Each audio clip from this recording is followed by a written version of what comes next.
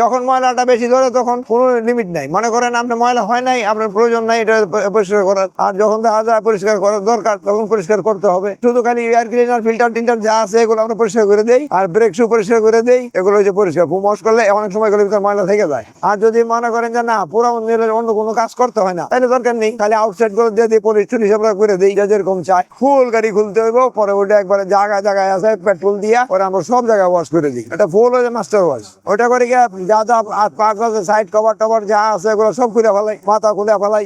তারপরে কোন জায়গায় লাইনে কোন সমস্যা আছে কিনা এটা দেখি, মোবিলটা কি পরিস্থিতি আছে, এয়ার ফিল্টার গুলো কি পরিস্থিতিতে আছে, ওখানে কার্বোরেটরটা ময়লা হলে কার্বোরেটর ওয়াশ করে দেই, পুরো গাড়িটা চেক করতে হবে। এটা হচ্ছে মাস্টার সার্ভিসিং। মাস্টার সার্ভিসিং মনে করেন একটা গাড়ি 6 মাস পর পর করা উচিত। হাওয়া মারতে হয়, হাওয়া মারা পরিষ্কার করে দেই। চেন টেনের মধ্যে যদি কোনো তাহলে চেন লুপ দিয়ে দেই, চেন লুপটা দিলে পরে চেনের মধ্যে কোনো পানি জাতীয় জিনিসটা ধরবে না, কোনো জং ধরবে না, ময়লাটা ইজি ভাবে ছেড়ে দেয়। বাসায় অনেকে আছে যে বাসায় ধুয়ে ফেলায়, হ্যাঁ মন করা ইচ্ছা মতো সে ধুয়ে ফেলায়, কিন্তু বিভিন্ন জায়গার পানিগুলো তারা সরায় না, তার জায়গায় জায়গায় কার্বন ধরে যায়। অনেক সময় মনে করেন গাড়ি চালায় গেছে কিছুক্ষণ পর চালায় গেছে, গাড়ি নিজে ওয়াশ টাশ করছে, দেখা যাচ্ছে সিডিআই গেছে ফুটুস, একটা সিডিআই এর দাম হচ্ছে 1650 টাকা। অথচ সে চালাইতে হাওয়া তো নাই, সে তো সিডিআর মধ্যে পানি দেয় নাই, তার ইচ্ছা মতো কোন জায়গায় পানি আছে সে তো আর জানে না, সিডিআইটা কেটে গেল, তাই 1600 টাকা তার লাগলো। নর্মালি ওয়াশ করতে গেলে আমার 150 টাকা নেই, আর যদি ভালো করে মানে পলিশ টলিশ করতে হয় তাহলে 200 টাকা নেই। আমি গোসল না করি তাহলে আমার তো রোগ দেখা দিবেই, গাড়ির পরিষ্কার না রাখলে গাড়িতে রোগ দেখা দিবে, এইটা সমস্যা ওইটা সমস্যা, জাম হয়ে যাবো, কেবিল গুলো পরিষ্কার না করলে কেবিলের ভিতরে ময়লা থাকবে।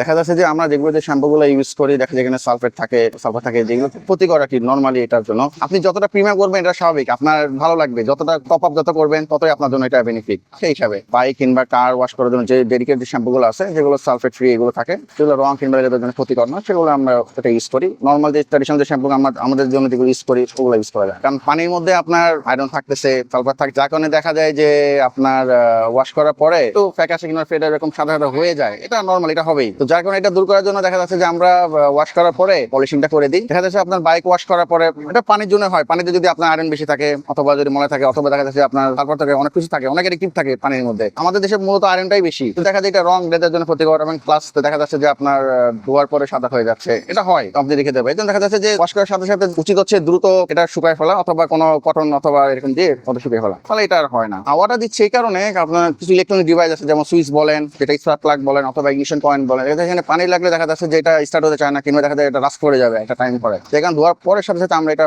হাই প্রেসার কি বাতাসটা দিয়ে এটা আমরা ক্লিন করে ফেলি যাতে আর সমস্যাটা না হয়। ফোম ওয়াশটা নরমাল আপনার পানি শ্যাম্পু দিয়ে হয়, এটা দিয়ে। আর লাক্সারি ওয়াশের মধ্যে আমি এক্সট্রা রাখছি হচ্ছে পলিশিং রাখতেছি, চেইন লুপটা রাখতেছি, আর হচ্ছে একটা ফ্রি প্লে অ্যাডজাস্ট রাখতেছি।